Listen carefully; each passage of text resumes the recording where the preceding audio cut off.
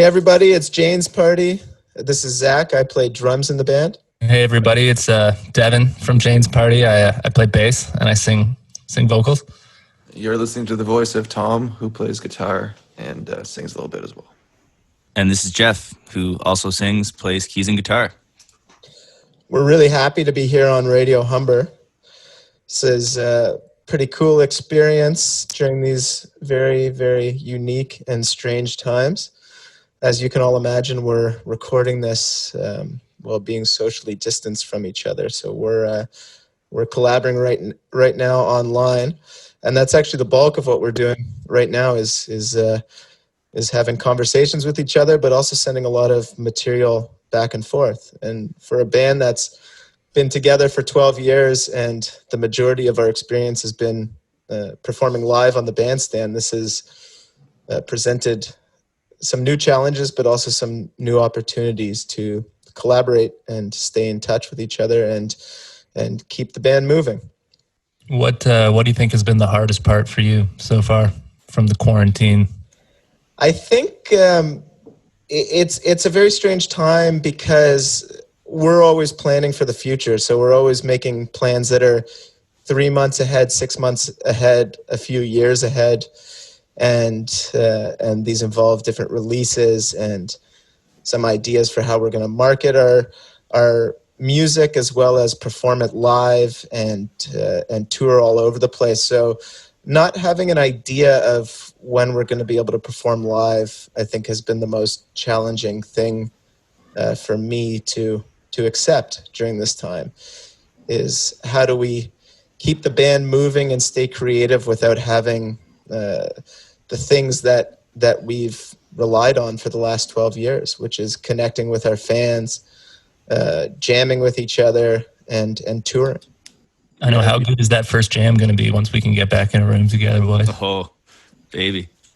It's too bad, the internet and the whole technological world hasn't caught up to putting the VRs on and just getting in a room together, because I feel like that's where it's got to go. So I was talking to a guy who's like, I don't know, he seemed like an expert on the internet or something, but he was saying, because I was asking him about this exact thing. It's like, if we could just play in real time, I think that would just fix everything, really. I mean, so much, how has no one figured that out? Why is there this lag on everything we use? Well, so I was like, there's all these companies that are kind of like, saying that they've got some software that can make it almost instantaneous. And he said basically that it's just kind of like the nature of the internet, the way it's built, that's never really a possibility. You'd have to come up with like a different kind of networking to make that work.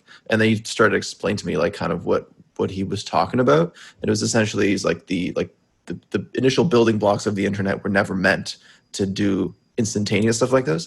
They were meant to be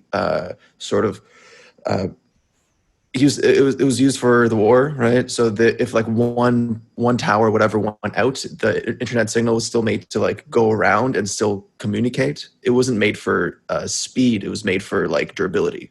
Right. So I thought that was interesting. So whatever we come up with, I think it's gonna have to be probably not to the internet. So what you're telling me is all these live videos that I've been watching aren't actually live with 4 people spliced together, or 25 I'm still trying to figure people. I'm still trying to figure out how to do that, because this one, like a lady who works at my music school, sent me some video of her orchestra doing it. She said they were just playing all along to a click, but they had like, I don't know, like 50 people in it. Yeah, well, I said, tell us how. Someone tell us how. We gotta get on this. Devin's itching to jam. It can't be live. I think they're probably playing to a click and then putting it together in post is my guess. Yeah, as far as I've seen, that's the only way to do it so far. I did a little research on all these software programs that were built specifically for this, and all of the companies are now defunct. So whoever tried to solve this problem, it couldn't be solved, or it was too expensive to be solved. And then when I reached out to some people about this, that's what they say. The software programs were built. That's how they were built in the first place. Was everybody plays to a click. Mm-hmm. In that case, it doesn't seem any different to me than us just recording and sending each other our individual recordings and piecing them together. In which case, there's way better software. But Tom and Jeff, I had a question for you because you guys have been using a cloud collaboration tool on Pro Tools to be able to see and chat with each other about the recording process in close to real time. Are you finding that there's a big delay when you're doing that? I guess it's just restricted by upload and download speed, essentially. So I guess the idea is that you make a change and then you have the option to upload the change. You can also have it upload automatically, but it can get a bit messy if two people are working on it at once. I think it's better to kind of like, say you're working on a certain section of a mix, finish that, and then upload it to the other person that's working on it, as opposed to like a real time thing. So it's not quite there as far as real time collaboration, but it's a great way to pass changes around on a session that's sizable. Totally. I think it's essentially eliminated the need to like pass a hard drive to someone else physically, and you can have it all uploaded there. I think we ran into some problems where these sessions were getting quite big and a lot of plugins and stuff like that. That definitely slows it down. And I think it was getting weird with you'd upload some changes, but they wouldn't all go through or something. And then the other person would be missing some of them. And then they would then work on the stuff that they were missing, and then it would kind of get out of sync.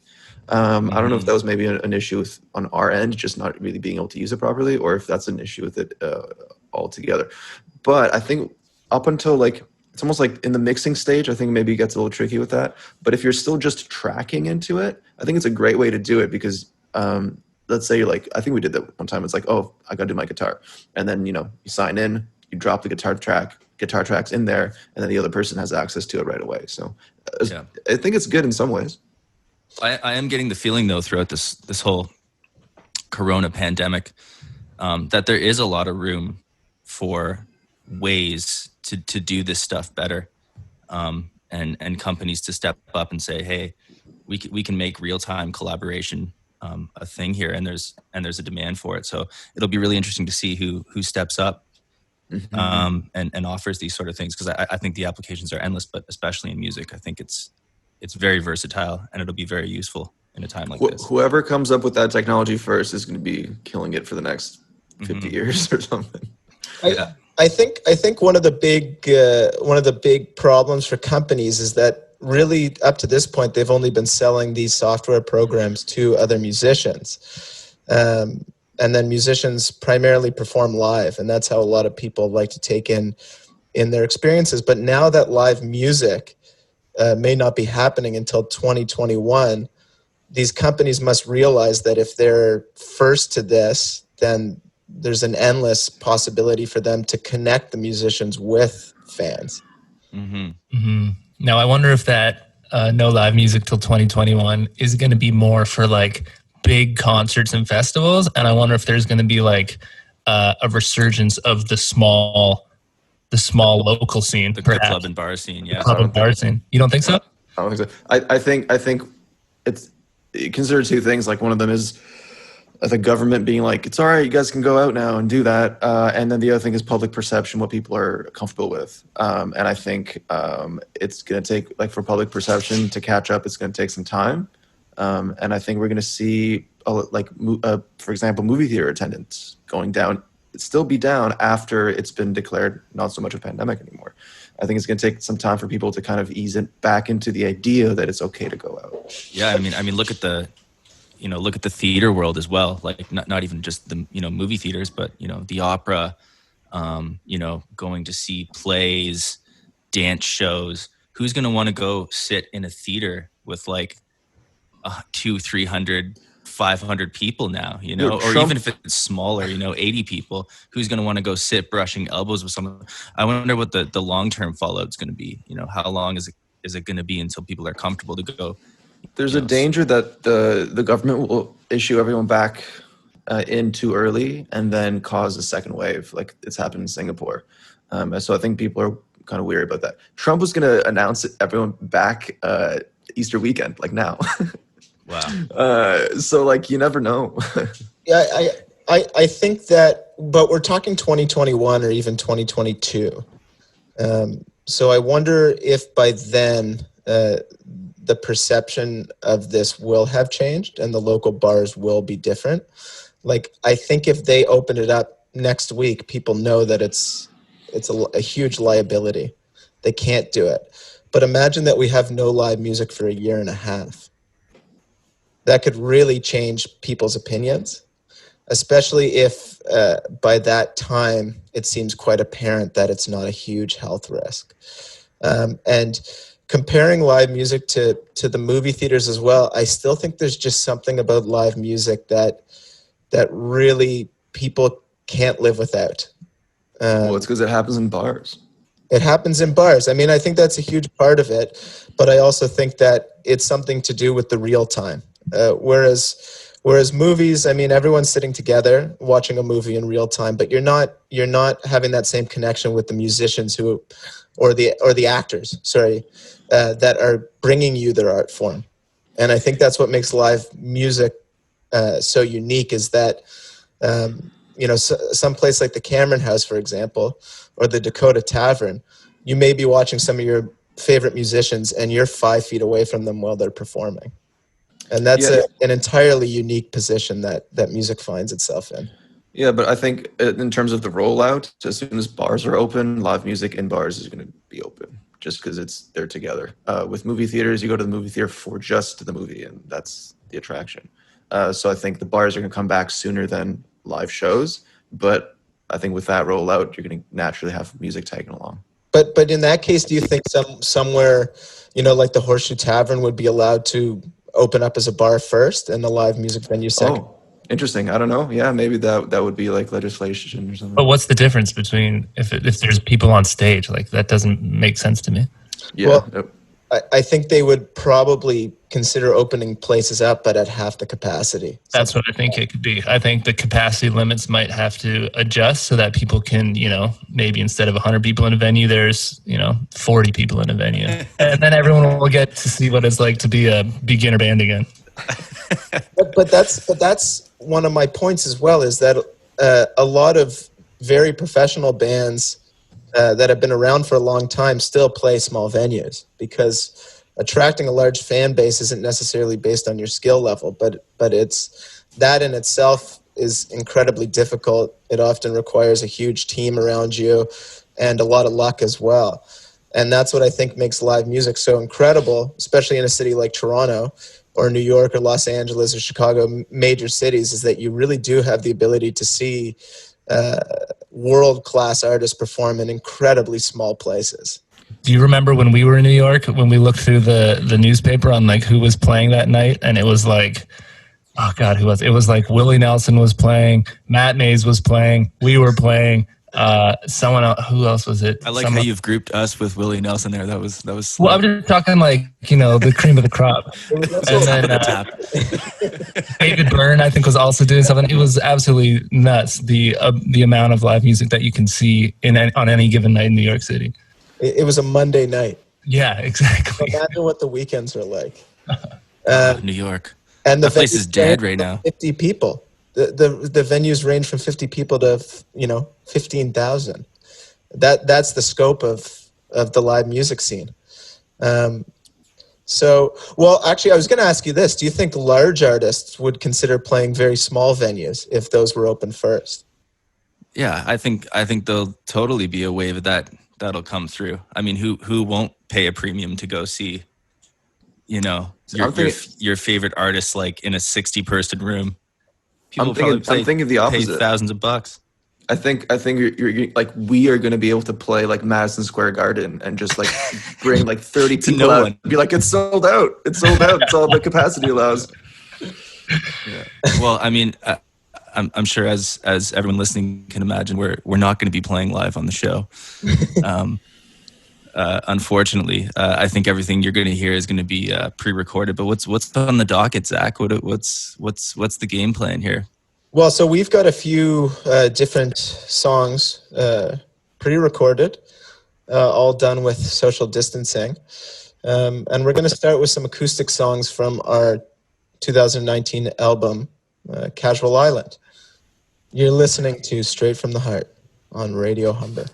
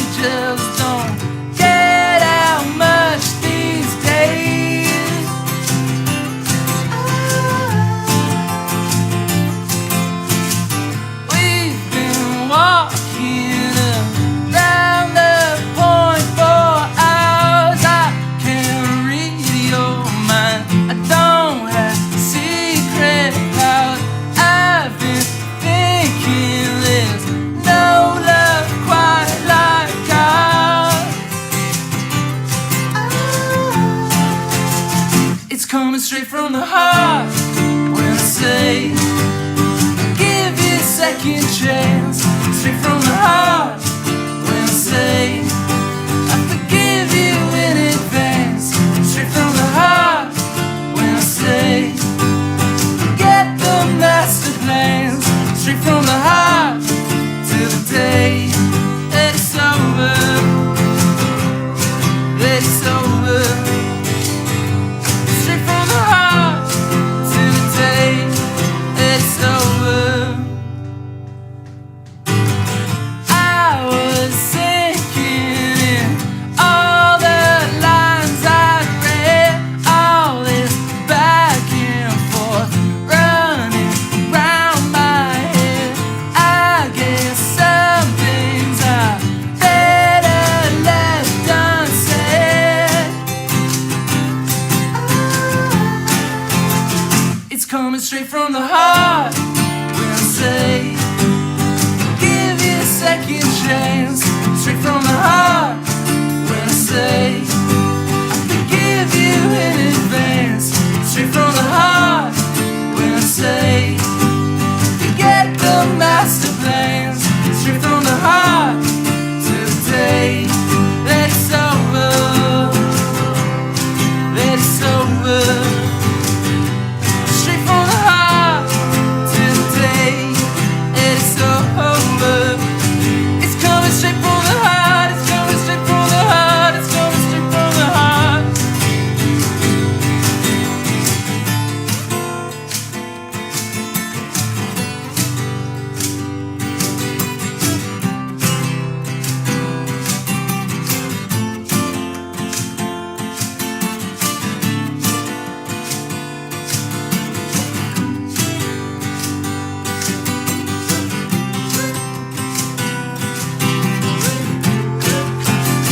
It's coming straight from the heart. It's coming straight from the heart when I say give you a second chance, straight from the heart.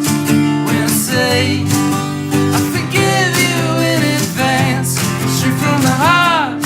When I say oh, forget the master plans, straight from the heart. Till the day that it's over, that it's over. Straight from the heart till the day that it's over. It's coming straight from the heart. It's coming straight from the heart. It's coming straight from the heart. It's coming straight from the heart. It's coming straight from the heart. It's coming straight from the heart. All right. And we're back. And we're back again, and we wanted to play you another acoustic number from our album Casual Island. And here is Uke the Light. It all came crashing in waves. I had my feet in the ocean. I just got caught in the haze, lost in a sea of emotion.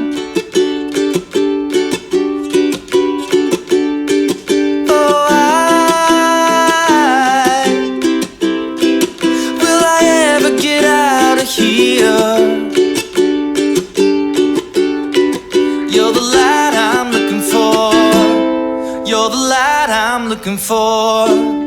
You're the light I'm looking for. You're the light I'm looking for. You're the light I'm looking for. You're the light, you're the light, you're the light. I just got caught in the craze, within the constant commotion. Is this a map or a maze, leading to some undying devotion?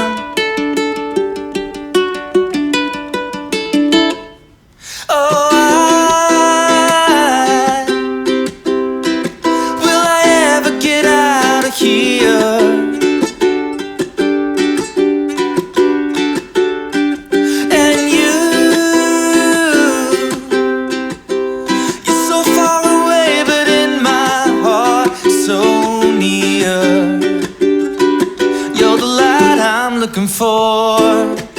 You're the light I'm looking for. You're the light I'm looking for. You're the light I'm looking for. You're the light I'm looking for. You're the light, you're the light, you're the light.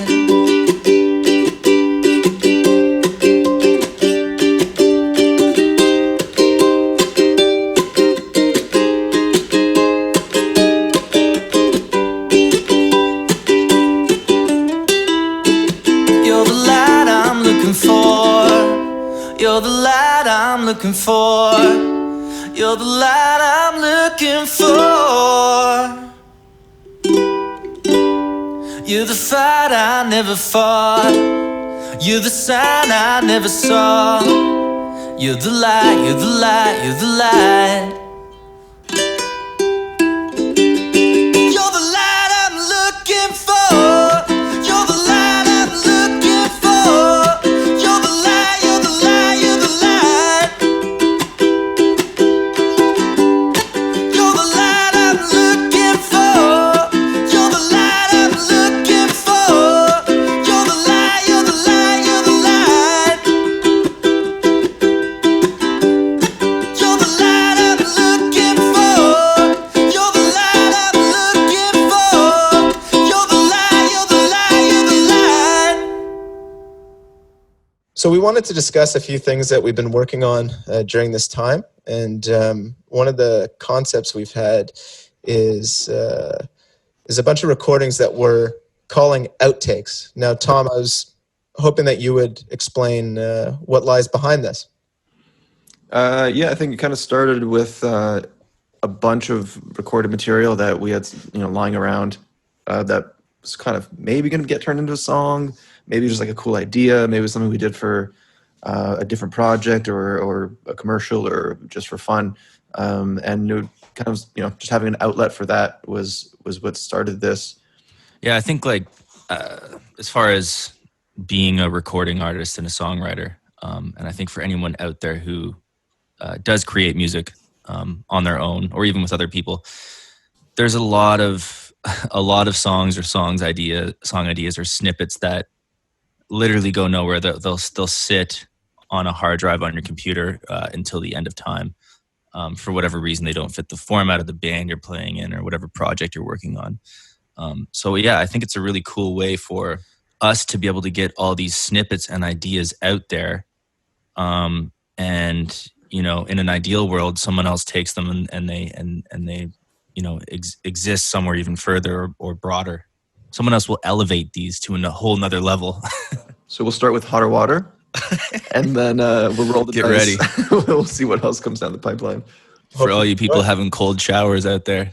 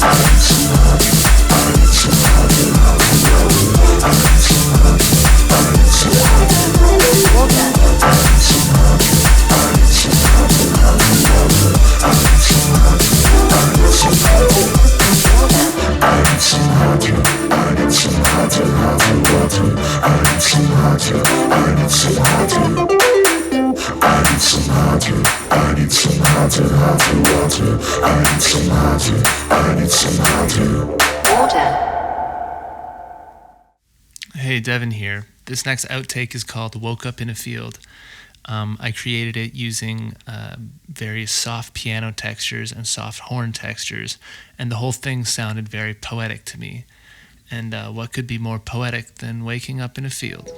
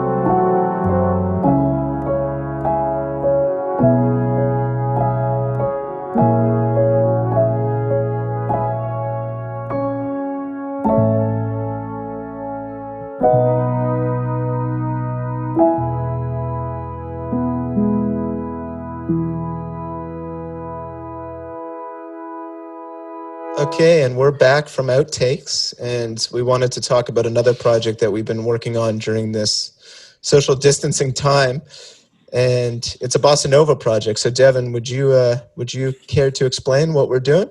A rebirth of loose ends, and we've been able to incorporate some of our pals, just like last time. Even on, we've had them play over the years with us. Bennett Young and Rebecca Tuck and Danica as well. Danica Kotsopoulos adding some vocals.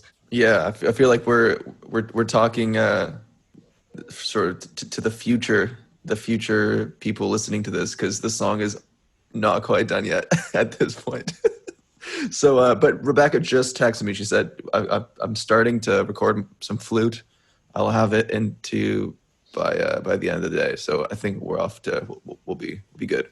Well, I think it sort of falls along the lines of the outtakes as well. You know, like we're an indie rock, pop band, and we sort of have the sound that we release. It expands over each record, but sometimes you just want to take, a shot way out in left field and bring something new to the table. So, we have these like synth jams on outtakes and stuff like that. But sometimes you want to reach, head down south, head way south, South America south, and bust out the bossa nova chops. It's great music to put on while you're cooking dinner, sitting down with some friends at the end of the evening. It's just a fun side thing that we like to do, and I imagine there will be more down the road. Just for all the listeners out there too, just to loop them in.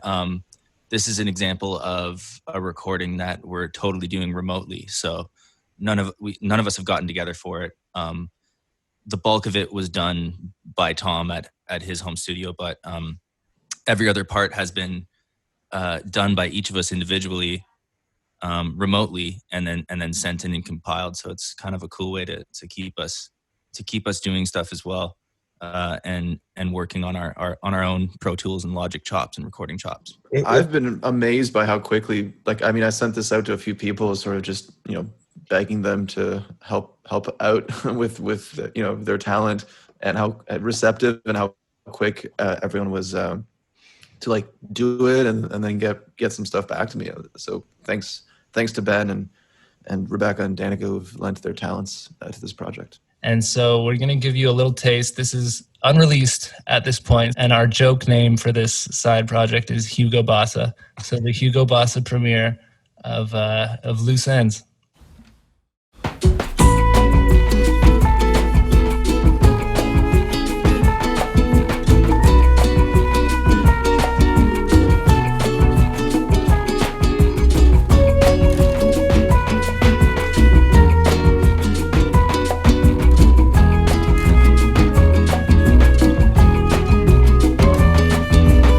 You say you love me, but will you bring me roses, my baby?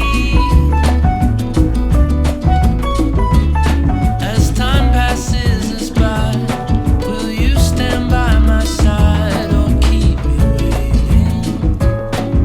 I should have tried right from the start. Can I mend your broken heart, my baby? 'Cause if you don't say goodbye, then I won't have to try. Just keep me waiting. Only the lonely feel the way I'm feeling. Tired of losing.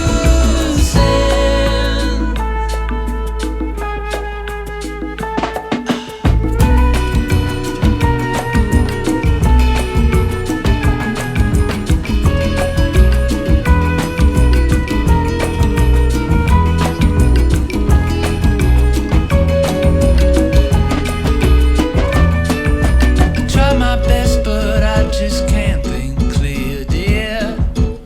With you here, and it caught me by surprise, and it opened up my eyes, some kind of new fear. Couldn't stay, was out of place. Some outside lines I couldn't trace. With you near, what if I just bite my tongue and forget how far we've come? It just leads us nowhere.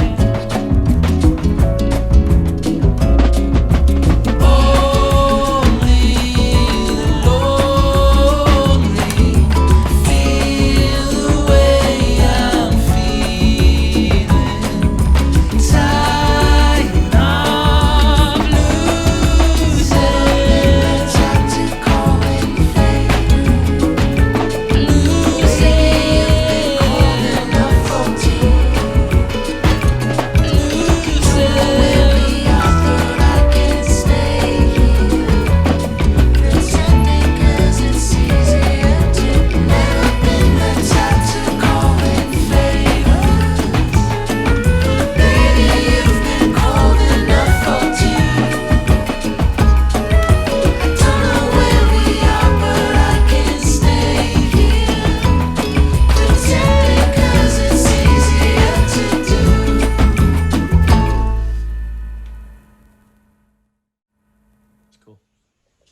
All right, and we had an interesting thing to discuss about how a song comes together, and we actually have audio to show this process, and it's been linked to visuals on YouTube. But for the sake of the radio show, we were going to talk through the making of one of our songs. And Tom and Jeff, we decided on Satellite as the best example. Yep. Yeah. I think we'll walk you guys through the making of one of the songs off the record that wound up being one of the singles. We got some radio play on Indie 88, Sirius XM The Verge.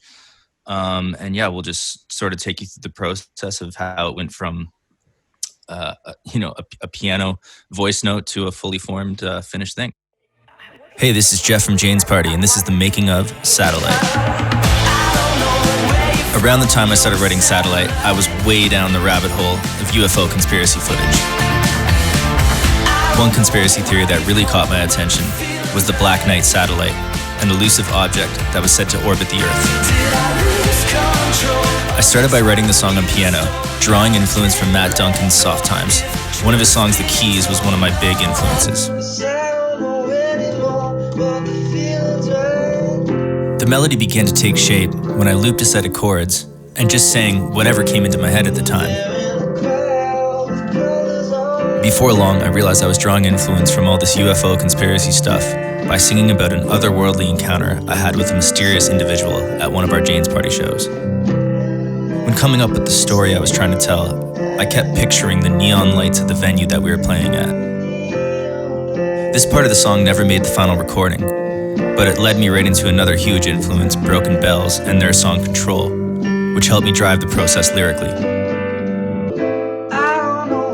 By the time I had gotten around to recording my next couple voice notes, I knew there was something strong about the chorus melody, but I didn't have the word satellite yet.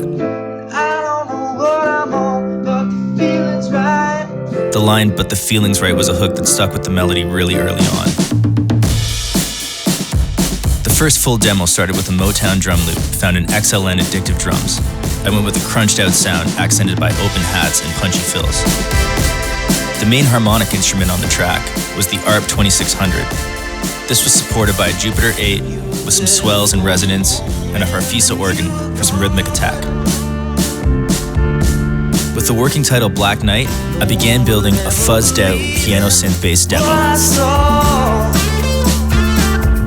At this point, Tom added some lead guitar, Devin some bass, and Zach some percussion. In trying to describe the encounter I had using the analogy of the Black Knight, the hook, "I don't know where you're from, you're a satellite," suddenly hit home with me. With a few tweaks to the chords and lyrics, the synth swells and drops fell right into place. It's pretty obvious right off the bat how much our producer Derek Hoffman's ideas elevated this track. One of those changes was bumping up the tempo, which really made a huge difference. He also introduced us to pop vocalist Willow, whose vocal ad-libs and harmonies were a must-keep. The synth-filled choruses quickly became reinforced by bass and guitar riffs. This gave the track a tightness, an urgency, and an excitement that I never could have imagined on my own. Although it did take me a long time to let go of the original demo, the making of Satellite is yet another example of how collaboration took one of our songs to a whole new world. I got really excited when I sort of just going through an old phone or just old voice notes, finding kind of the nuggets of what then, became like an album song and, the transformation that it went through. And sometimes even like weird things that you might just delete because you don't need them anymore, like a photo from like a place where you might have recorded something, like the initial idea, or like something, an idea that came to you that you might have taken a screenshot just to inspire you or whatever.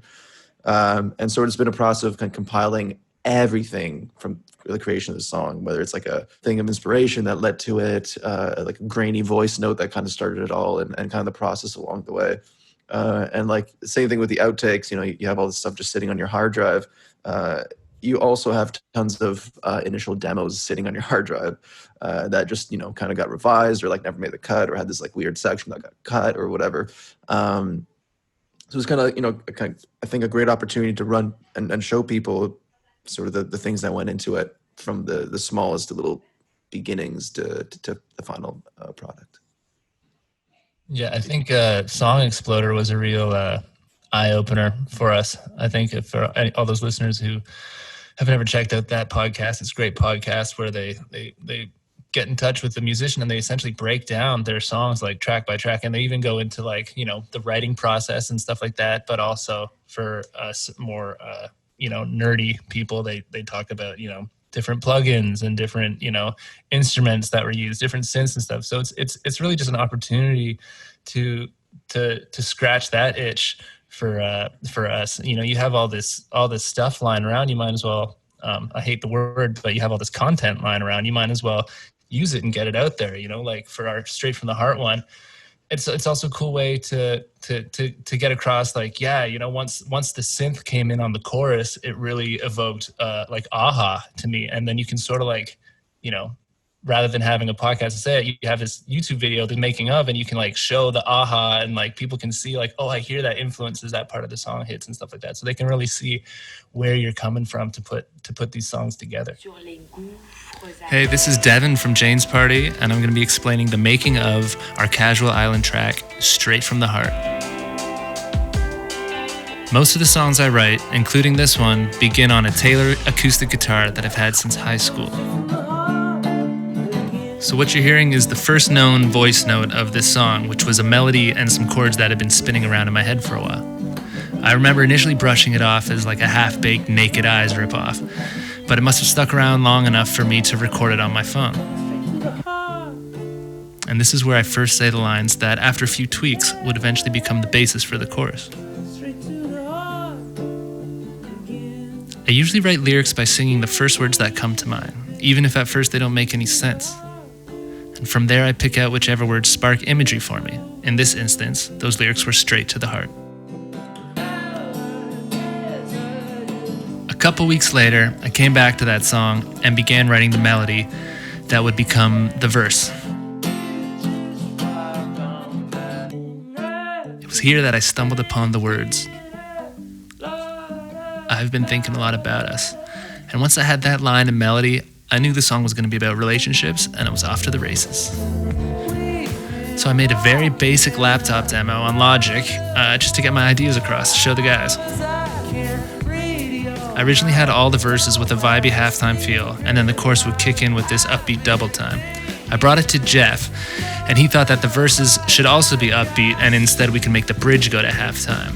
I then added some more electric guitar hooks to go with the new upbeat feel of the song. I then passed off a working demo to Tom to tidy up my guitar riff ideas and polish off the mix.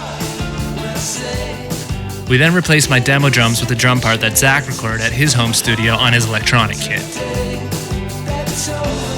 And he also noticed that Straight from the Heart is the name of a song by legendary Canadian musician Bryan Adams, so we had a little nod to him there. In this earlier demo, I used this wacky, wobbly synth sound to add an unexpected new element to the second verse.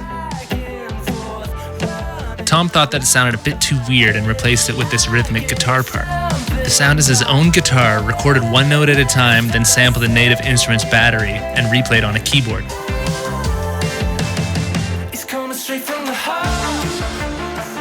So we added this arpeggiator in for the second chorus and loved the way it lifted this song. It really reminded us of Take On Me by Aha. So we brought this demo of our song to our producer and studio whiz Derek Hoffman and re-recorded a bunch of instruments and vocals at his studio in the East End. For guitars, we mostly used a 70s Fender Strat and a P-Bass. Once everything was recorded and the arrangement was complete, Zach replaced his electronic drums with acoustic drums he recorded at Trench Studio in the West End of Toronto. The French poetry you hear is a reading of Charles Baudelaire's L'Albatros. Jeff and I love the sound of the spoken French over the otherwise instrumental section. The poem depicts a life at sea, which perfectly fit with our Casual Island theme. Tom and I stumbled upon this interesting ooh sound on the Arturia Mini 5 synth and thought it paired nicely with the spoken French over the bridge. So this instrumental melody that you're hearing was originally in every chorus, but I thought it sounded a little bit too much like the Strokes. Tom, however, really liked the part and gave it more of a unique sound by layering 4 guitars together and a Selena string synth. In August of 2019, we released a reimagined rendition of Straight from the Heart featuring our good friend Sky Wallace, so make sure you go check that out. Altogether, Straight from the Heart evolved from a voice note to a finished song over the span of a year, as we bounced ideas around between our home studios. Straight from the Heart is a song about forgiveness. It's about moving past the little mistakes in a relationship and knowing that the bond you share runs so much deeper. So we just wanted to close this off by just talking about a new record that we have coming out. And there'll be a new single dropping June 5th called Change Her Mind. But Jeff, I was hoping that you would talk a bit about the recording process. All right, yeah, the new record R&R, the mysterious R&R EP, which has now become an LP. We started working on this. When did we start working on this? I mean, I guess we've been writing the songs for years, but I think one of our biggest inspirations over the years has been a band from Toronto called Zeus. We actually recorded Hot Noise, our record from 2013, at their original Ill Eagle studio in the East End. Taylor Knox produced that, and it was all Zeus's gear. And yeah, this new record, we're actually working with Carlin and Mike from the band Zeus. They're producing it, and we're pretty much finished recording it. We've still got some final tweaks to do, but yeah, it's been an amazing experience. I don't know if any of you guys have anything to touch on it recording wise, but Yeah, I think we wrapped up the recording process just as the pandemic was. Let me tell you, for the folks out there listening, I know it sounds one way, but it looks a whole different way. The tension on screen is real. We had a horn day. We tracked trumpet, trombone, and saxophone like a day before everything shut down. So I think we got it done in the nick of time. And now it's just a matter of, I guess, tidying things up, sending it to mix, master, and then we should have a new record pretty soon. Well, I think what maybe more the ethos of this record was sort of like a reaction to Casual Island, which was done last year with Derek Hoffman, and it was our first time recording a record where everything was done in the box, And for those who don't know it, it's sort of like we weren't like really miking amps. We weren't all jamming in a room together. We were sort of one at a time layering our parts at his studio. And then once we had everything was done to MIDI drums or computer drums. And then at the very end of it, we went into a studio and Zach laid over all of his parts to a finished track, which was something we'd never done before. And it sounded great, sounded really polished, which was exactly what we wanted. But then we were sort of like, okay, that was last year. Now it's sort of our year off. What can we do? And we wanted to do more of a grittier live off the floor feel, hence R&R, which was our rock and roll EP. Whoa! You're not supposed to give that away, man. R&R. Well, is it R&R rock and roll? Is it R&R rest and relaxation? Because it was our year off. Who knows? Right and wrong. Well, about that. But yeah, so this was getting back to four guys in a room jamming together. We had some songs from years ago. We had some songs that were just written sort of specifically with this project in mind. So it really encapsulates a long period of time for us. And it was just, I'll say it on my behalf, it was great to be back in a room to try and capture a little bit of our live sound onto the record. Mind you, we do have some tasty overdubs on it as well, so it's not going to be quite a live off the floor as we had originally conceived. But as all things do, it evolves over time, and I'm really happy with how it sounded. Yeah, I think we've always looked at ourselves as, we've always prided ourselves in being a great live band, or at least have strived to be a great live band and work so hard at it. And I think this record's kind of a reflection of that. All the beds were done, us playing together. So bass, drums, guitar, keys, whatever sort of the core rhythm instruments are. And then some vocal stuff and some other flourishes were layered on top. But it really is the four of us, at the core of it, playing together in a room. And yeah, I think it's really going to come across in the final product. And I think Mike and Carlin are totally the perfect guys to record in that way. I think a lot of the Zeus stuff is done like that.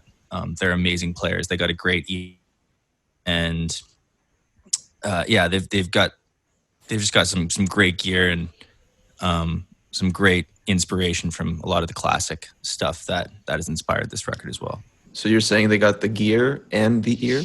They got the gear and the ear, yeah, man. And what are some of the albums that were that you guys consider influences for this project? Would you say? Well, I think actually some newer artists that are doing, the retro rock recording style of stuff. Lucas Nelson, Matt Duncan, Marcus King, I think is his name. A few other guys like that. I don't know. What about you, Z or Tom? Eagles. Eagles, yes. Just some Eagles. I think some Bruce Springsteen, some 70s Springsteen for sure. Dawes. For Live Again. What'd you say, Zach? Dawes. Dawes, yeah. Bands that create in real time. Yo, I feel like in hindsight, we should have done these two albums like in reverse. So with the quarantine, I think doing things in the box would probably have been more conducive. Yeah. I know it's a terrible time to be a live band. So we're talking about being everything's so live, man. All playing together and stuff, but well, it's also going to be an interesting time to release something that is so of that essence. That's sort of the fun. That's a good thing. Like maybe that's what people need now. They want to hear the live aspect in a time when live is not possible. Only time will tell. Hoping this is our most successful push to date, but that's part of the excitement of putting out new music, is you just never know. Yeah. So what's next? Well, I think hopefully Radio Humber will give us a weekly slot, because we have enough to talk about that I think we could handle an hour a week just to chat with each other. Yeah, I think it's already in the process, right? Our lawyers are meeting with their lawyers, and it's about to be signed on. I'll have to cut this, Tom. Yeah, thanks. Thank you to everybody. Thank you to 96.9 Radio Humber for giving us the opportunity. This is our first full-length radio show, and we've had a blast doing this. And we want to do this again now, because, I mean, we chat and we hang out so much as a band, and finding our way to still connect with each other and also with our audience has been really important. And having the support of a great radio station like Radio Humber, who's using these moments as well to be creative and explore new avenues, has been really incredible. So we're really happy to be part of it. For anyone who enjoyed the snippets of things we've played for you guys, there's an endless hole that you can go down and check all these stuff out. So making of videos, we got several of those, 3 seasons of outtakes. What else? Lots of cover videos and stuff. So if you like what you hear, there's more of it online on YouTube, on our YouTube channel. Yeah, you can at Jane's Party Band on Instagram, at Jane's Party Band on Twitter, or YouTube Jane's Party, Facebook Jane's Party. Thanks for listening, everybody. Thanks so much.